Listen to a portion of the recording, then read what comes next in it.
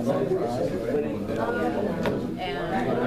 told me all I had to do was 12-hour shift. Hi. No. Everyone, thank you so much for coming. I'm going to get started. We were waiting for one more person, but it's running a little late. So, yeah, I'll just get started. My name is Ingrid. I'm a senior peer counselor this semester. I work in the peer counseling department, sponsored by the Counseling Services Center.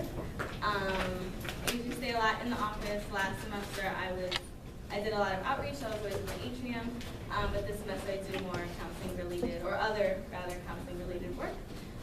So today I'm going to begin by talking about Title IX. If you know what Title IX is, great. If you don't, then we'll learn it together too. Yay, Ingrid. Thanks, Marlo. Okay, so verbatim, Title IX states no person in the United States shall, on the basis of sex, be excluded from participation in, be denied the benefits of, or be subjected to the discrimination under any education program or activity receiving federal financial assistance. Those are a lot of words. So we're going to break it down a little bit. Right, so basically, Title IX prohibits sexual violence and harassment. Title IX is also used in regards to equity within sports. So that both sexes should be able to play sports, but it also can be used in regards to sexual violence or sexual harassment on or off campus. So it's a federal civil rights law that also requires schools to receive federal funding, and that's virtually all schools. If schools receive money from federal money, right, they're supposed to abide by Title IX. And if they don't, then they would lose that federal funding. So that's supposed to be the incentive that all schools who do receive federal funding have to abide by this law, and also have to help students who, and also have to help students or conduct the investigation for students who report sexual harassment or sexual assault. Yeah, right? So, as I said, it requires not only to investigate, right, but take action. The school can't just say, yeah, we're conducting the investigation, we'll get back to you. That's not how it works. They have to take action. They actually have to do something against the person who committed the crime.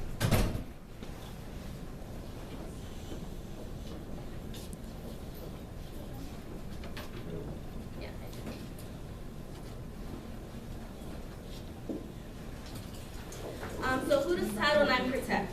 Title IX protects all students, right? So regardless of sex, sexual orientation, gender identity or gender expression, your part-time or full-time status, disability, race, national origin, right? So all students who attend a university, or even who attend below like elementary, middle school, high school, any kind of education facility, they are covered under this law. So we're also going to talk about what discrimination includes. So it's sexual harassment, sexual violence, rape, sexual assault, sexual battery, and coercion. Now, this is where I'm going to introduce Jessica. She is our, hold on, I have it. She's our gender-based violence prevention and response advocate on campus. Virtually speaking, Title IX doesn't protect against gender-based harassment.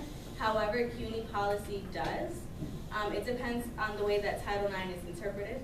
And we'll have Jessica explain more about that. And so I actually asked Ingrid, if it was okay if I speak a little bit on this point specifically, because it's a fairly complex piece of Title IX.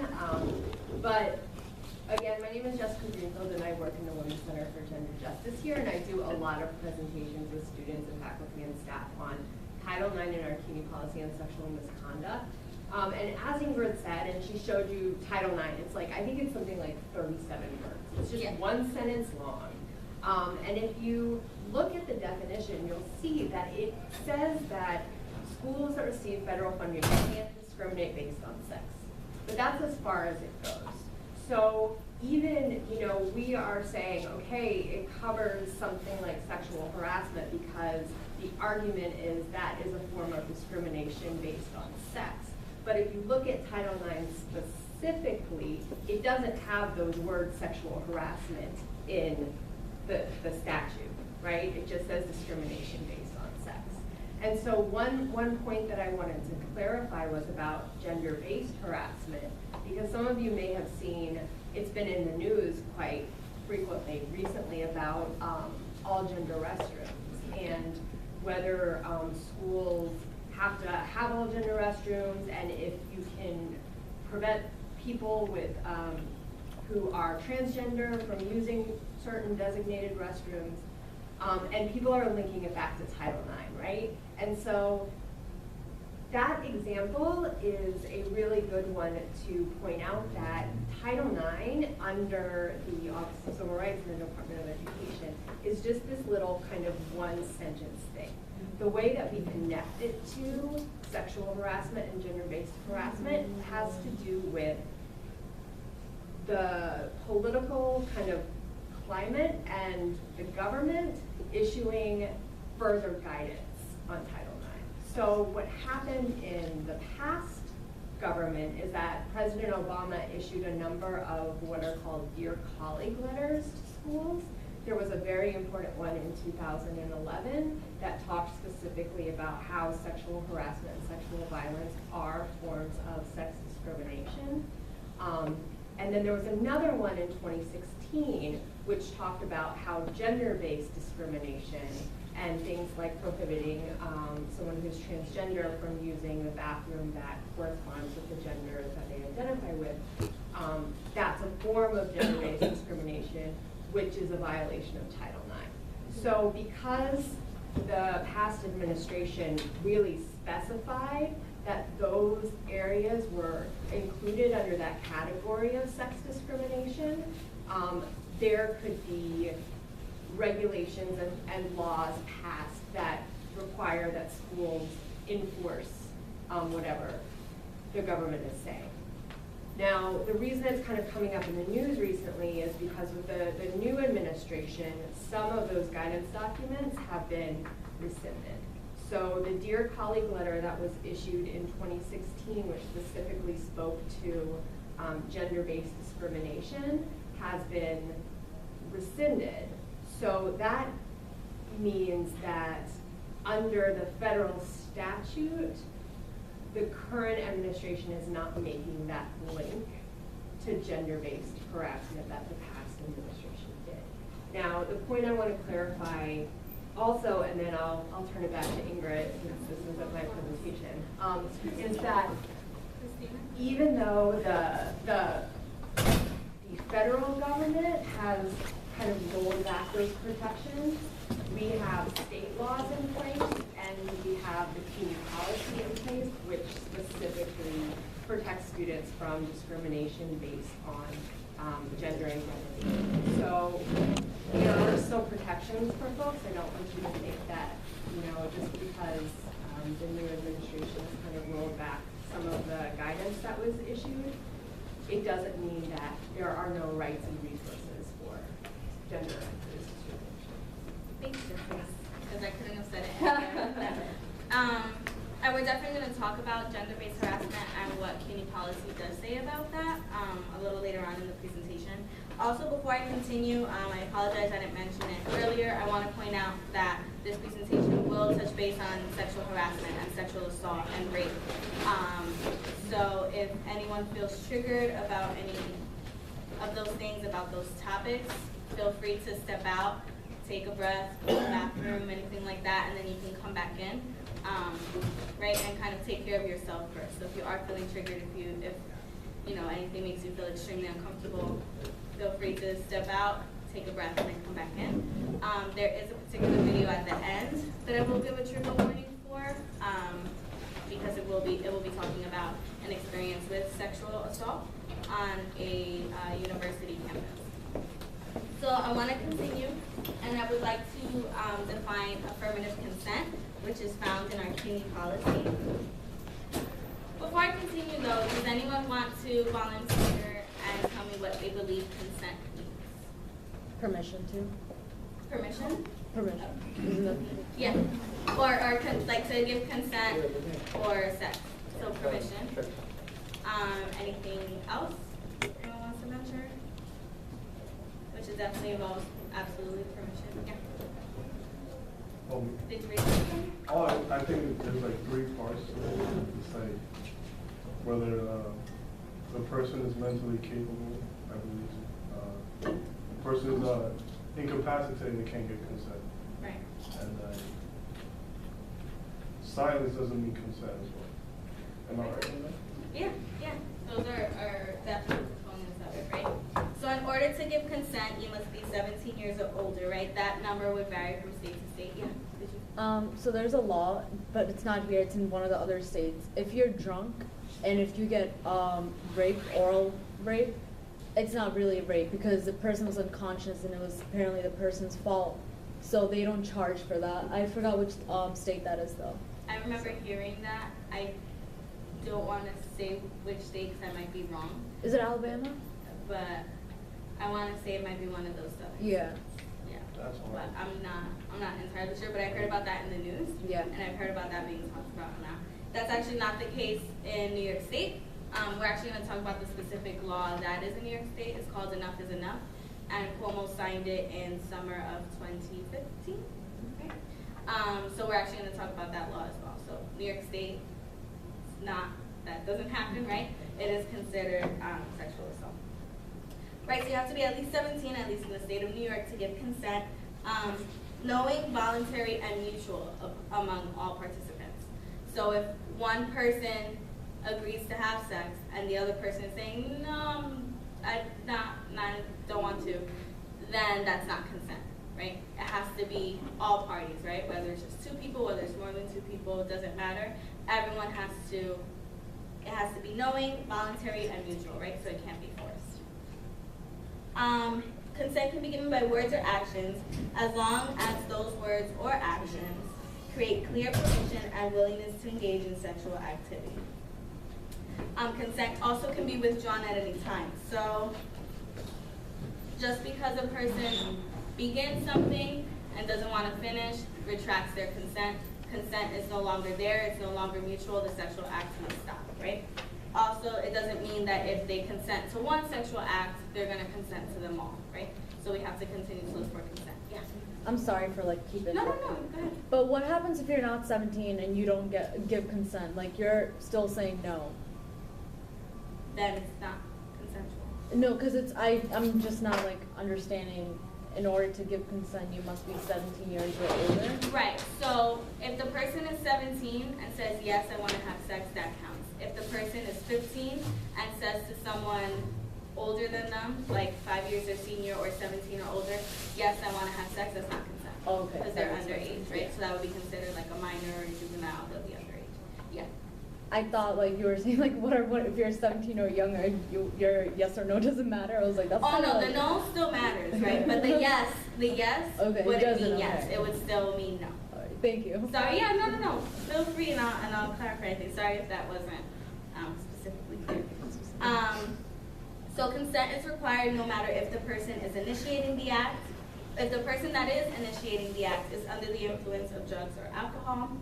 And I think there's, obviously this is all key, but I think a really key point in here as well is that consent cannot be given if the person is incapacitated, which is what Carlos spoke on, right? If the person is passed out, if the person is not conscious, that person cannot give consent. There is no way that that person can give consent. Right, so they lack the ability, yeah.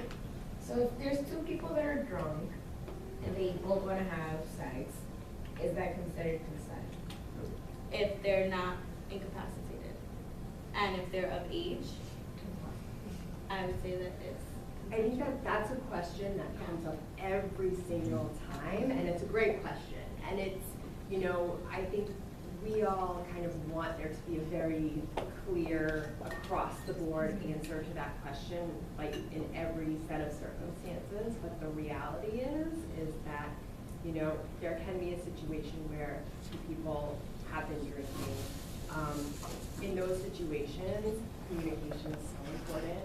It's so important that kind of every step along the way there's check-in, because if something happens, somebody can report afterwards. But yeah, if someone is clearly incapacitated or there's evidence that someone is not able to give consent, people have witnessed the person like not being able to walk straight, those kinds of clear indicators, that would be a red flag. Yeah, and that would definitely, it's kind of a gray area, I think, as well. It can be kind of, especially if both parties are drunk, but I feel like just the answer to that question is pretty spot on. Okay, so as I mentioned before, if consent is withdrawn sometimes during the act, right, then sexual act must stop. That's part of consent. And also, just like Title IX protects all students, the definition of consent is the same for everyone, no matter your gender, your sexual identity, your sex, your sexual orientation, gender identity, or gender expression. It covers everyone. It's the same for everyone. So we're going to go into the law that was mentioned earlier, the Enough is Enough law that was signed by Governor Cuomo in 2015. So it's an amendment to the education law that provides a uniform definition to what consent is. So now there is a clear-cut definition. It was written into a bill. It was signed. What consent means for the state of New York.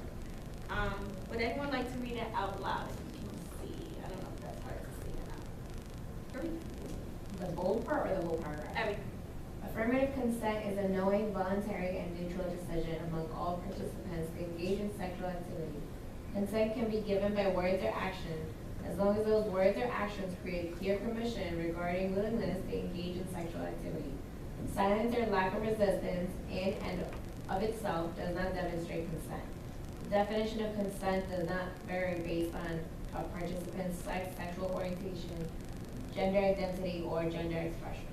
And I think it's, what I have in bold, I think it's really, really key, because unfortunately in a lot of court cases that we have had in the past, the person, the assailant, right, I don't want to say his, but that person's response has sometimes been, well, the other person didn't say no, or they didn't act like they didn't want it, right?